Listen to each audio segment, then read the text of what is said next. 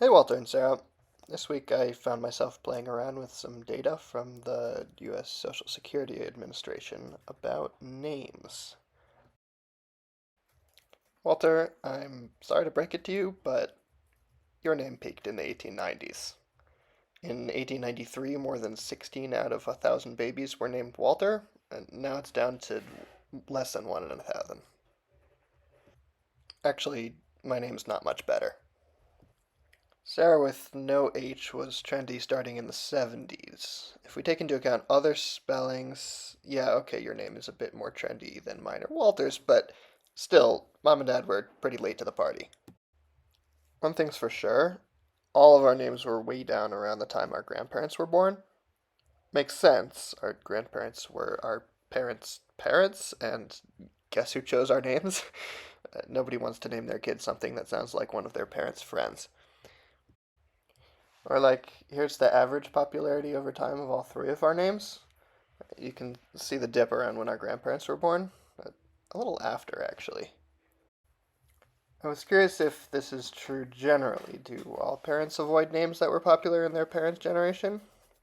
So for each year, I took all the babies that were born in America that year and found the popularity of their names over time up till then and averaged them out. So here's what that looks like. Okay, in the 1800s, it's hard to see because I don't have data from before then. Let's see. Oh, there's a drop there around World War One. I guess people stopped naming their boys as popular names.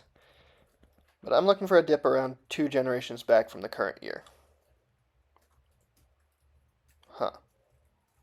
I'm not seeing it. But wait a second. I am seeing some other things. Okay, first of all, girls' names are just way less popular than boys' names in general. Second of all, look, all the names are getting less and less popular over time. Like, people are naming their kids specialer names, names that were never popular.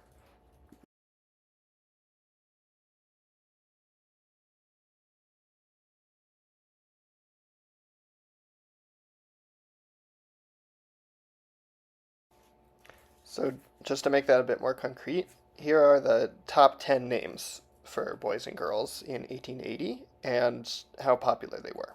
So, in 1880, almost a quarter of babies were named John, William, or Mary. Uh, let's press play on time and see what happens.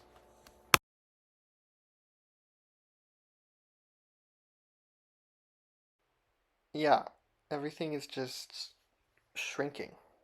Popular names are getting less popular. For it is Mary, Mary, plain as any name can be. But with propriety, society will say Marie.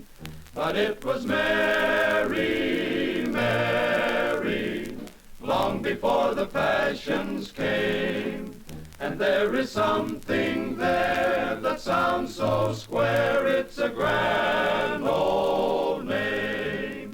For it is Mary. Here's that in a different way. If you took all the babies born in a given year and looked at how popular their names are that year, so what's the average popularity of a person's name?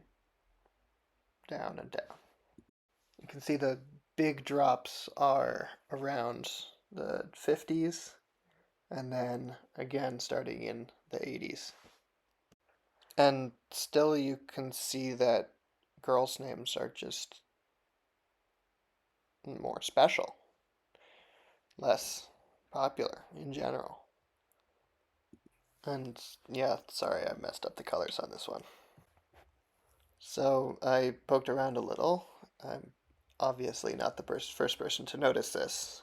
And in a way, it's obvious. I mean, I'm not going to name names, but we have some cousins with some pretty wacky ones. So nowadays, people want special names. The question is, why? Everybody's throwing around the word individualism, and they connect it with all sorts of psychological measures, which, fine. We've been getting more individualistic, but I'm not completely satisfied with that. Like, to me, it doesn't explain why girls' names get to be, or have to be, less common, more special. Um, like, are we more individualistic with girls than boys? Why would that be?